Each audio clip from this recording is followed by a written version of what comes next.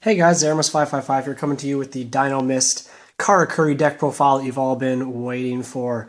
Um, yeah, that was awesome. We got the Magician Pendulum, Odd Eyes, whatever you want to call it, deck up to like 50 likes, 55 likes or something like in like a day, so that was pretty awesome. So for this deck profile, I'm going to say let's try and get this up to 60 likes. I think we could do 60 pretty easy. That'll give me some time to actually put the next video together. And I will have a combo video for you guys. I did finally get a tripod, so you might be asking, why am I still using this box here that I've been using for so long? The reason being is I kind of like the way that these deck profiles look with the box. I tried it with the tripod, and it just has like a weird angle, and this is like straight down, so I really like it. I'm definitely going to be using the tripod, though. I'm going to be trying to do dual videos and stuff now, and yeah, me and Brendan will be doing more stuff like that. So look forward to that in the future. And you guys can actually request dual videos if you want as well. We'll try and do those when we hang out. So yeah, and once we get that Dinomist Karakuri combo video up, I will have the Blackluster Soldier deck for you guys. This is not 40 cards. I'm still missing some cards, but I've been testing this deck so much online, and it's actually really good. Yeah, anyways, I'll talk about that more when I get to the deck profile. So without further ado, let's get on with the Karakuri Dinomist deck profile that you guys have been waiting for. I just want to say as well that, like, with this deck, a lot of people are just trying to build it as like a Cyber Dragon Infinity spam. I don't think that's the best way to do it. I feel like this deck there's so much good machine support. There's like other ways to play this deck properly. I don't own Cyber Dragon Infinity, but like even testing it online, good players know how to play around Cyber Dragon Infinity, and this deck kind of goes like minus to make it turn one, which isn't that great. So it's pretty easy to play around if you know what you're doing, especially because there's so many cards in the game right now that force activation of negation cards such as that. So anyways, yeah, without further ado, deck profile. Triple Dinomist Rex, super awesome card. This card is basically your boss monster next to Burrito. Essentially what this does is you contribute a Dinomist monster, and then you get two effects. I rarely ever use the second attack effect, but basically what it does is you contribute a Dinomist monster, he gets a second attack if your opponent controls a monster, and then you can do piercing damage. So that's pretty good, but the one that I always use is the one where you can shuffle one card from your opponent's hand at random or their side of the field into the deck, and then this card gains 100 attack. It's so good. Basically what this does is, like, even if this card, I said this in my last video for this deck, but even if this card leaves the field, this effect will still resolve, which is pretty insane. It doesn't target, so you can get around cards that are giving you a hard time, and once again, it's shuffling a card. You're bouncing a card, basically. So it's not destruction, it's not banishment, it's just like, get back in the deck or the extra deck, so I don't have to worry about you anymore. I did bump down the other level 5s. I'm just playing actually one Brachion now. I took out Ceratops. I kept putting this card back in to try it out, and every once in a while you get that like combo where you can go Brachion, Ceratops, and then normal summon Nishipachi, and then do a double Burrito play. Like, that's pretty good, but the problem being with that is that it's not consistent, only playing one copy of each, and there is actually a +2 combo with Brachion and Nishipachi, which I really like. So I think playing the one's still really relevant. If I don't do that combo, generally he's just going to go into my Pendulum Zone, and I'm going to do that instead. But that's pretty much all I noticed I was doing with this guy, is I would just put him into the Pendulum Zone. Level 4 aspect is better in this deck than running lots of 5s and 3s. So I don't know, I just feel like this card isn't necessary. It's also 2100 attack isn't that great. This guy's only 2000, and the problem with these cards, like I was testing originally, was in my original build, was that I was focusing a lot on the level 5 aspect, and the problem with that is it does require your opponent to have a monster face up on the board. If they set a monster, you still can't special this card because you don't know what the monster's attack is. So the problem with that is just inconsistent, and I don't like playing a deck based on waiting for my opponent to do something. I've played too many decks like that in the past, and you just get wrecked because you allow your opponent to set up. So I just feel like one Brachion's perfect. You could definitely play like one Ceratops as well if you wanted to. I just took it out because I felt it wasn't necessary. The 3 Dinomist Pteran. This is probably the second best Dinomist monster. Maybe third. The next one I'm a huge fan of. I just love this card. But basically what this does is you destroy a monster by battle. You can use this effect multiple times in a turn. You can add a Dinomist card from your deck to your hand. So that includes the trap card, and that does include Dinomist Charge, which is, in my opinion, the best card in the deck. Like, you want to get Charge on the board as soon as possible, because that's the card that's going to start allowing your deck to float, and it's going to make a miserable time for your opponent. Triple Dinomist Plesios. This card is so good. You get 2 of these on the board. Their effects stacks. I've had 3 of these on the board at one time, and this also allows you to play Ragna Zero in a defensive aspect, so it actually makes Ragna Zero a defensive monster for you, which is really cool. Plus, it's a little mini draw engine. This card's just so good. Like, it helps you get around other decks that you might have a hard time with, such as Cosmos, etc., etc., etc. So this deck actually is a pretty decent Cosmo matchup, which is kind of nice. And then the last 3 Dinomist monsters is just 3 Dinomist Stegosaur. So you guys know I was running like 2 of this and 2 Plesios, I think, in my last build.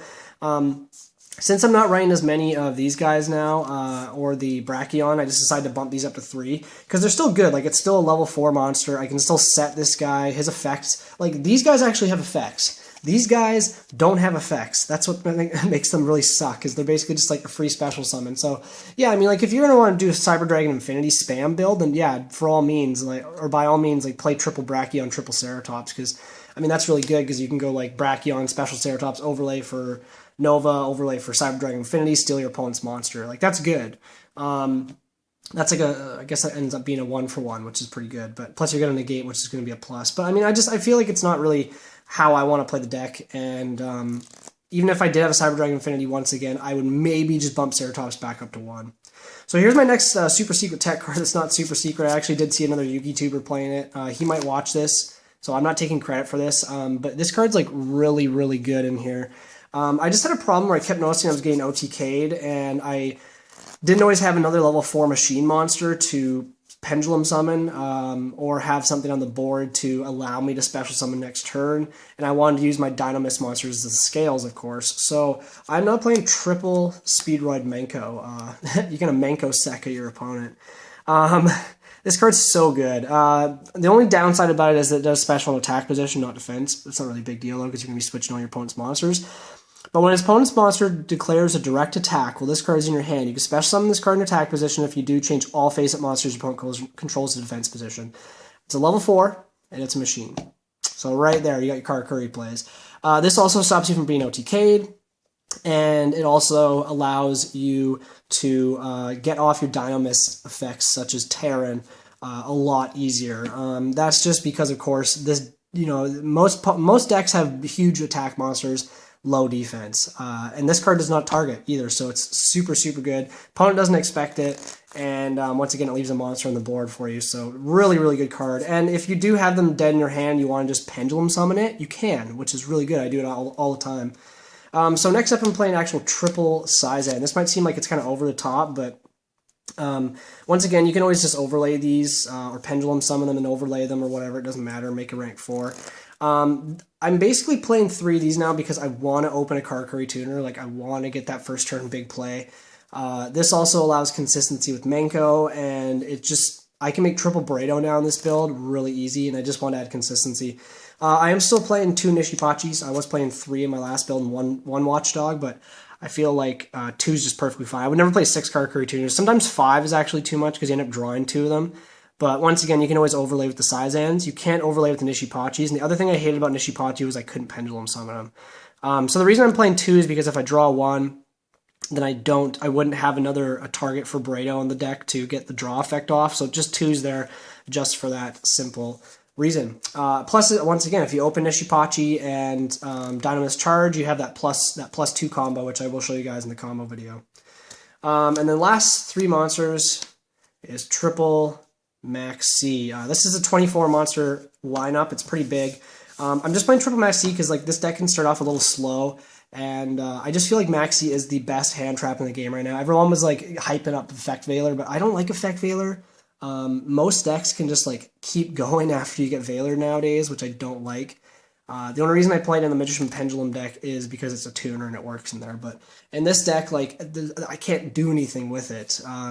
And Maxx, once again, I can just draw into the Menko, switch all your opponents or all your monsters to defense position, and the next turn I go off. So that's really, really important. So that's it for the monsters, guys. 24 monsters. Sorry, I still have a cold. I'm kind of getting over it.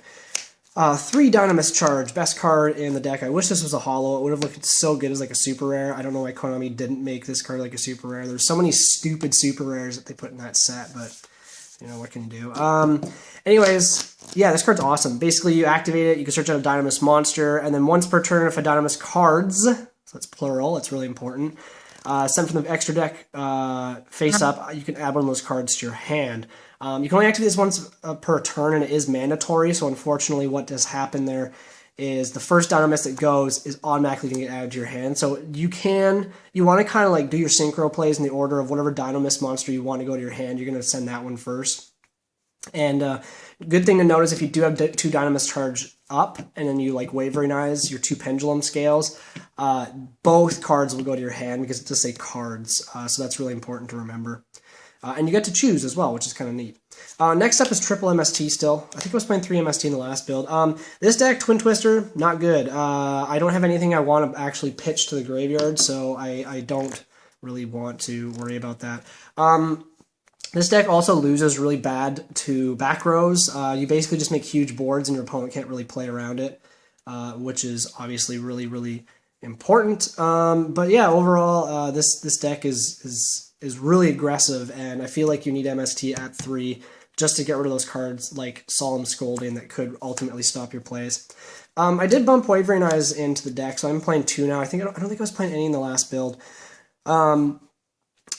I don't like 3 clogs, but I like 2 because it's still really good against other Pendulum decks. It's still good in this deck because you can fill up your graveyard, and of course you can use it combo-wise with, like I said, your Dinomist Charge if you have 2 of them on the board. That's a really cool combo as well. So I think 2 Wavering Eyes is perfect. Like I said, 3's cloggy, 2's perfect. I'm still playing the 1 Book Moon. I took it out and put it back in. I just realized, like, I don't have a lot of traps in this version now, but I also just feel like this deck does have a problem with bigger monsters in it, so this just helps me get over those monsters. Excuse me, these monsters. And then the 1 limit removal, this card should go to 3. No, I'm just kidding. This card is stupid. I was actually surprised that this card never got banned when they hit all those other broken spell cards. This card's awesome, especially in this deck, because you can, like, if you don't get game for some reason, all your Dinomist monsters just go back to your extra deck and you special them back next turn. But other than that, you're pretty much just going to play this to get game, or use your Dinomist Pteran to get over something so you can get your deck start rolling. So that's it for the spells. I have no idea how many spells that is. I never counted it. So on the traps, triple Dinomist Rush. I think you have to play 3 of this card. I see a lot of builds just playing 2. This is your Artifact Sanctum. This is your card that is going to set up your plays. You can always just kind of slow burn with this deck, like set this and like something else, and just wait for your opponent to go. And then he does his play, like Menko switches monster or monsters, and then on your turn you like summon the Karakuri Tuner, you activate the Dinomist Rush, and then you just start going boom, and you just go off, and it's just huge. Like, this card you have to play it. It also adds consistency because it's basically another Rhoda for the deck, and that's really what's important with this deck, is it's very consistent, and searchability is always important in any deck. So the 1 Vanity's Emptiness, really good in here, just because once again Pendulum monsters. And a lot of my monsters are going to be bigger than yours past the normal summon. So, yeah, I mean, that just, you can win games off Vanities alone. Bottomless Trapple, really good against Pendulums. I still love it. I played it on everything. And the 1, Solemn Warning, because it's Solemn Warning. Yeah, so that's the deck, guys. 40 cards. Let's go on to the extra deck here. 1 second, I'm just going to pause the video.